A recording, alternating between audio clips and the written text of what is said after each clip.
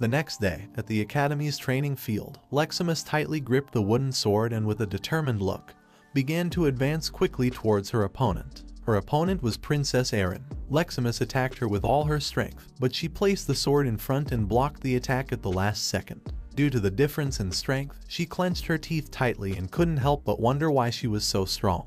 Erin decided not to stand idly by and decided to keep up with Leximus. She told her that this was nothing and then counterattacked, swinging her sword. But to her surprise, in the blink of an eye, Leximus moved at an incredible speed, ducked, dodged the attack, and appeared behind her. Upon seeing this, the princess couldn't help but wonder what was happening, and just before she could make a move, Leximus placed the sword on her neck, addressed her as Your Highness, and told her that she was the winner of this duel. The princess slightly turned her head towards Leximus, and while sweat was dripping from her face, she began to look at Leximus with a surprised expression and accepted defeat. Erin, who was holding the sword with one hand, turned her head towards her and thought that she couldn't defeat Leximus. After saying this, she reminded her that she had told her to call her Erin when they were alone. Leximus, who was pointing the sword at the back of her neck with one hand, placed the other behind her head and with a confused look apologized to her and called her Highness again. Upon hearing this, Erin began to look at her with an aggressive gaze and told her again to call her Lady Erin instead of Your Highness. Leximus panicked and with a trembling voice called her Lady Erin.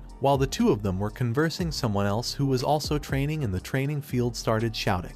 Upon hearing this, Leximus and Erin turned their heads to the side, and she told her that they were also training very intensely. The person who was shouting was none other than Brian. Someone punched him hard in the abdomen, causing him to spit saliva and scream in pain. Then they gave him a strong kick behind the knee, making him lose his balance. This person was Cyan. He adopted an offensive stance, and just before Brian could fall to the ground, he gave him a strong elbow in the abdomen, causing his body to shoot backwards. Due to the pain, Brian placed both hands on his abdomen, lowered his head and began to move backward. Cyan simply started looking down at the ground and remained silent. While he had an offensive stance, he turned his head towards Brian, and with a serious look, thought that he was quite resilient for someone who had claimed to be the handyman among his peers. He also came to the conclusion that Brian's resistance was impressive. Brian managed to stop his body in motion, and while holding his hands on his belly, he lifted his head, began to look at Cyan and pant heavily. Seeing this, Cyan had no doubt that in the future, Brian would be very useful. He asked Brian if he was tired. In response, Brian opened his mouth and while spitting blood, he replied to him with a no, adding that he was willing to endure until the end. Seeing that he was bleeding, Cyan became somewhat confused and surprised at the same time.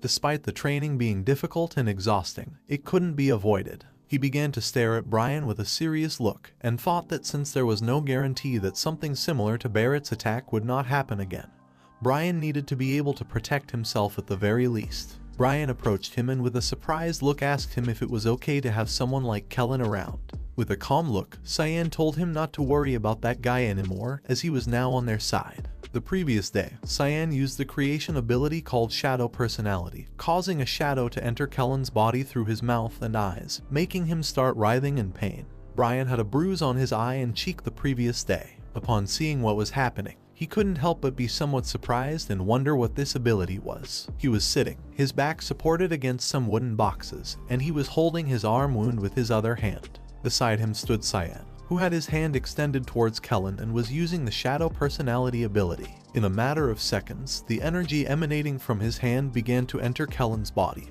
who had his hands tied and was lying on the ground. While the dark energy was emanating from Cyan's hand, he turned his head towards it, and his eyes began to close because he felt very tired since he hadn't used this ability in a long time. The 9-star grade darkness element magic ability called Shadow Personality was a spell that created a new personality from the shadows, allowing one to control the target as desired. Several seconds later, once the energy had fully entered Kelvin's body, Cyan approached him, pulled out a knife, and cut the rope.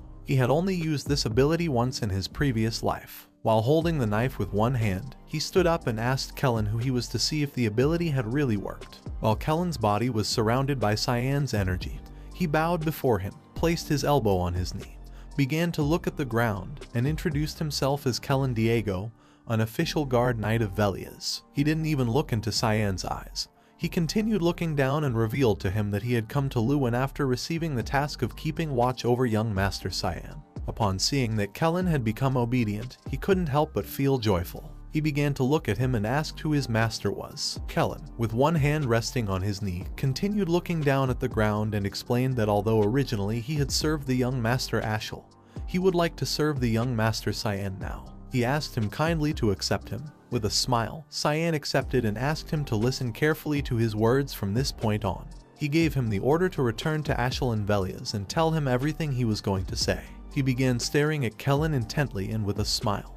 He ordered him to tell all of this to Ashel without leaving out a single word. Kellen clenched his fist tightly, struck the ground, began to look down and swore by his name that he would do what Cyan had told him. He lifted his head, and while his eyes were shining, with a confident gaze he started staring into Cyan's eyes. Back in the present, Cyan turned his head to the side and with a confused look, thought that the trusting gaze in Kellen's eyes was a bit too overwhelming. He thought that this guy was definitely dangerous in some way. Seeing Cyan's expression, Brian started to wonder if he was okay. Cyan thought that for now Kellen would be fine. Erin approached them, put her hands on her hips, and asked him if he was here training with the guardian knight of his. She hadn't thought she would see him here. Leximus, who was standing next to her and holding the two wooden swords, simply remained silent. Cyan turned his head towards her, addressed her as Your Highness, responded with a yes and also asked her if she had come here to train as well. Upon seeing the princess, Brian began to bow his head before her to show respect. Erin began to approach them and with a smile, she explained that she came here every weekend to train in sword combat with Leximus. Since there was that incident recently, she thought she should prepare herself. Cyan looked away from her, started looking to the side, and wondered if she was really training because of the incident that had happened a week ago. A week ago, while it was raining, Barrett was found completely incapacitated in front of the healing facility. Despite his body being battered, he had not revealed the culprit behind his condition until the end.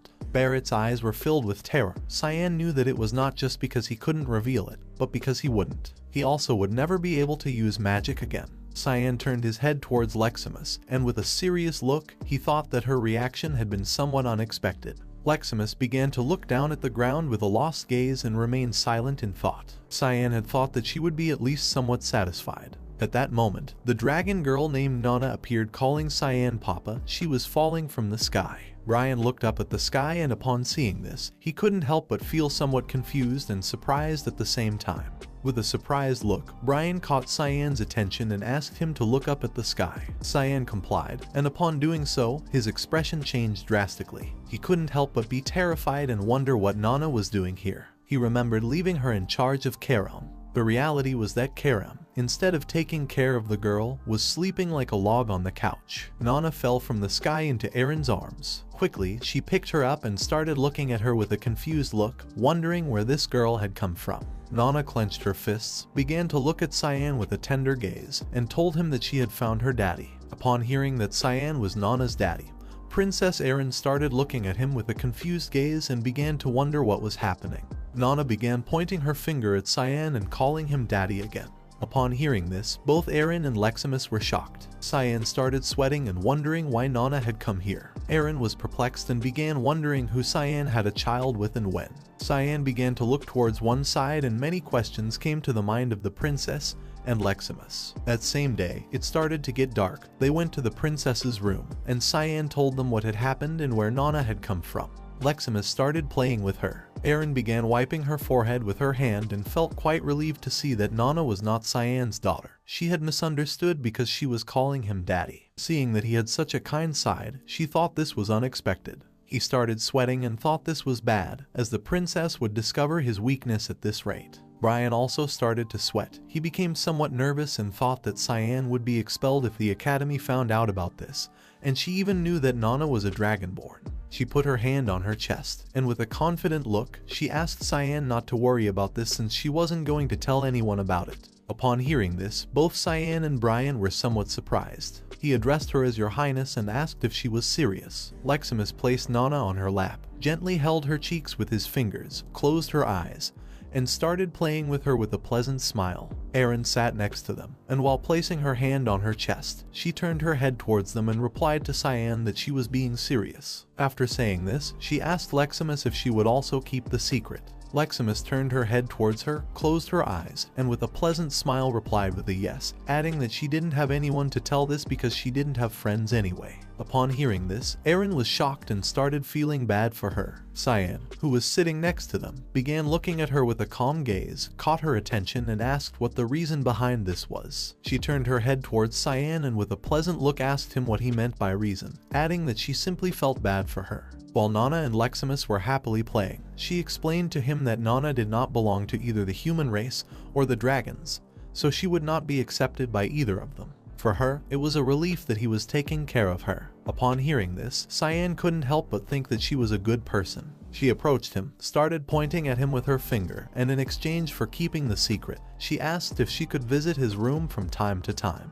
Cyan was somewhat confused. He started pointing at himself with his finger, and with a puzzled look he asked her if she really wanted to visit his room. Quickly, she placed her hand on her shoulder, looked away from him, and asked him not to make a mistake since she only wanted to see Nana occasionally. He silently watched her for several seconds and agreed, thinking it didn't matter. She brought her fist close to her face, started looking to one side and couldn't help but blush. Cyan began pointing towards the ceiling with his finger and told her that this was going to be their secret from now on. In response, she started looking into his eyes and replied with a yes, adding that she would keep it in mind. When she realized that this was going to be their secret, she couldn't help but turn red as a tomato and feel happy at the same time. Brian picked up Nana in his arms, and Cyan, who had his hands in his pants pockets, said goodbye to them, explaining that they had to leave now. Eren simply remained silent, and Leximus bowed her head before him to thank him, and asked him to take care on his way. Cyan, Brian, and Nana left. Several seconds later, Leximus turned her head back and upon seeing the princess's expression, she became somewhat confused and asked her if she was okay. Eren was very red and happy at the same time, as she thought this meant that she had gotten a little closer to Cyan. Seeing that she was red, Leximus asked her if she felt sick anywhere. At the same time, Cyan and the others returned to the royal hall. Karam started staring at him and with a smile, asked them what kind of entertaining event had happened while she was sleeping. She also asked why at this point the academy hadn't caught him living with a demonic sword. Cyan became furious, started pointing at her with his finger, asked her to shut up, and ordered her to go reflect on her own mistakes since she had been the one who fell asleep while taking care of the child.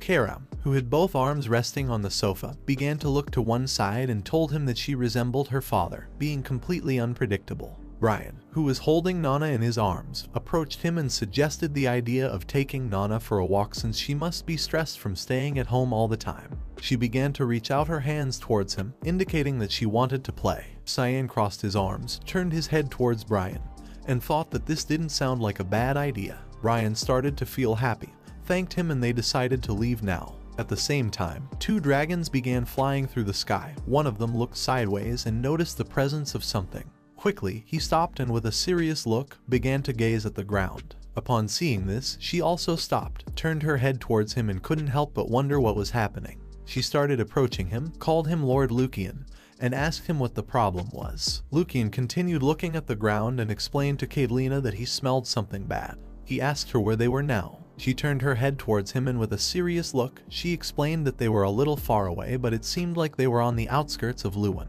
With a serious look, he asked her if this smell came from the Lewin Academy. He decided to postpone his return for now. He began pointing towards the academy and with a murderous look explained to her that he felt an energy there that he couldn't even bear to look at. An energy that he couldn't tolerate being a dragon. This is the end of the video. If you guys want to see the next part, then don't forget to subscribe and like the video.